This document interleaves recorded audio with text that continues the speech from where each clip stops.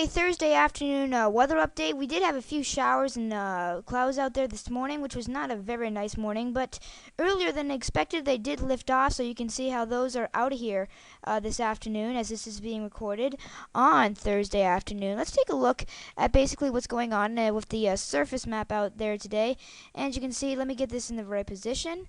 We do have a couple rain and thunderstorms across Florida with high pressure beginning to build. That'll push them off tomorrow. And then we do have a new storm starting to form out in the west, in the Rockies, which will cause some severe weather tomorrow, and that is my main concern for this video. So let's take a look at the forecast model.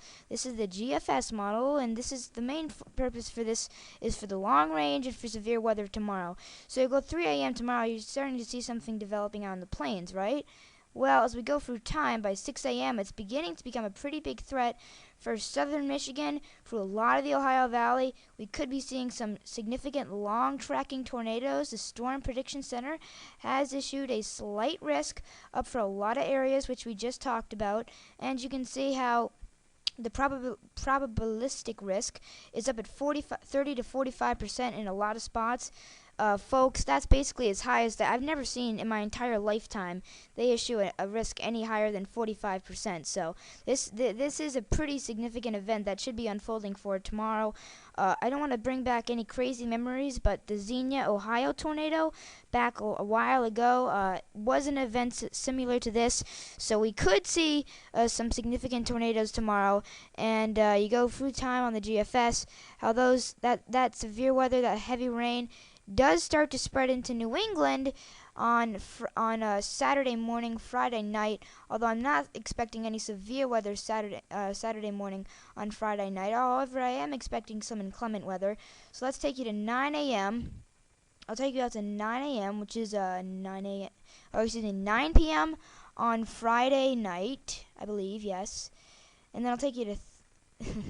Sorry, this is the wrong graphic. Then I'll take you to 3 a.m. Saturday. Starting to see that those thunderstorms are breaking up by 3 a.m. Saturday. It's just becoming more of a heavier rain event. And let's see if we can zoom this over. Here we go. And let's see, 42 hours out. So it's 42 hours out, which won't do much good to you if you're watching this on Friday. But anyway, take you out to 6 a.m. Saturday. You're getting pounded across a lot of New England with some very heavy rain and thunderstorms. And then by the afternoon hours, it's gone. And afternoon, actually looking like a nice Saturday afternoon to get out there and maybe take a little walk, maybe walk the dog if you have a dog, or even just walk yourself, because it will be fun to walk. And we will get a burst of advection coming from the southeast, which will mean that we will have some pretty high dew points out there and some pretty decent temperatures. We should have actually 80s and 90s breaking out across a lot of the mid-Atlantic on Saturday. And we will have some coastal winds, which will keep us basically into the lower 60s, upper 50s.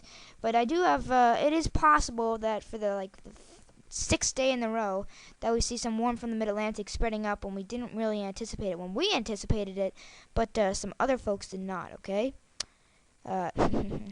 Hee hee.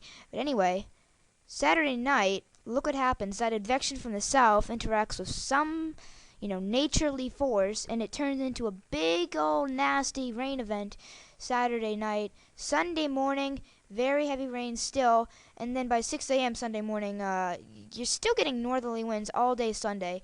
Your rain should be out of here. If you were looking at a pretty good degree of uncertainty by the time we get out to Sunday, or Saturday night and Sunday.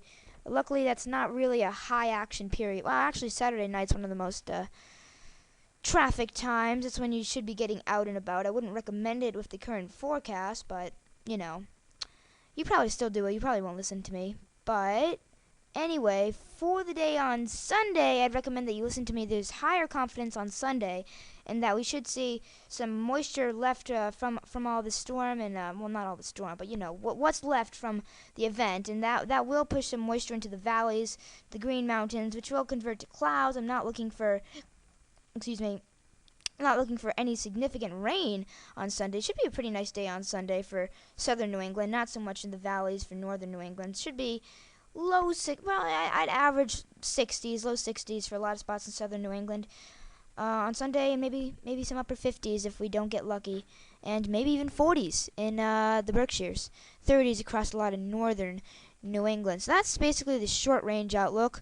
Now for the long range, back to the GFS, not the most reliable source, but based on what we've seen from the NAM, probably the best option we have right now. So I'll take you out to 5 days, which is Monday, and Monday's looking like a pretty nice day. We're going to have chillier air spreading in during the day on Monday, which means Monday should be chillier than Sunday, and Sunday is still going to be pretty chilly, so that means Monday will be pretty chilly.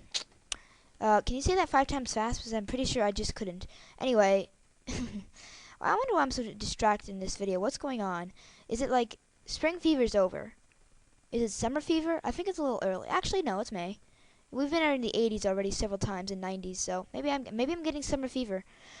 I've invented a new disease already. Wow. Anyway, by 5 days out, there's Monday, pretty nice day. 6 days out, we start to get a big new storm developing out in the plains, moves into the Midwest, could be a troublemaker, and it could affect New England by the time we get to 7-8 days out, which would be, I believe, Wednesday and Thursday of well, let's see, 7-8 days out. That will be actually Thursday and Friday of next week, and that could become a significant weather event. Most of this should be coming on Thursday, but yeah. And then kind of a follow-up shortwave on Friday possible. Still a little far out there, you know. But I think it's a good, thing to think about, I mean, like, it's I like to call things when they're really far out, even though I get criticized because... Okay, there goes my graphic. I'm sorry. I know the screen is pretty much entirely... Okay, there we go. That was actually the map updating. But anyway, this is the last product I want to show you. This is the Ensemble Means map. And this is basically showing you what's going on in terms of heights in the upper atmosphere. You can see by next Wednesday, which is like 6-7 days out by next Wednesday. No, that would be 5-6 days out. New ridge is developing across the eastern U.S. You go into next weekend, which not this upcoming weekend, not the weekend that's a day or two from now, but the upcoming weekend. That's when you start to see that ridge start to breaking down. Looks like we get a new shortwave developing out of Arizona and New Mexico. I don't even know my states. I don't know how I passed like the states test because I still don't know my states. But anyway, new shortwave starts to develop. Okay, by that time period. Starts to move across Texas and Louisiana by the time we get to around May 17th, which is like, let's see, this is being recorded on May, I think it's May 6th. Is today May 6th? I'm not sure. Anyway, that should be pretty far out. That should be a good 9, 10, 11 days out, so that's pretty far out. But it could be a significant severe weather outbreak by the time we get to between 1 and 2 weeks out across the south. Once again, kind of early to call severe weather. Again, we have like no details on this event, but it's just something to keep your eye on. It's all part of the ever-rotating cycle of weather, and I will keep you updated on every rotation. See you guys later. It's Nick for the New England Weatherlife.ning.com. Alright guys, thanks for watching our forecast video, and be sure to check out our brand new Storm Chase song. The link is right below this video. Over and out.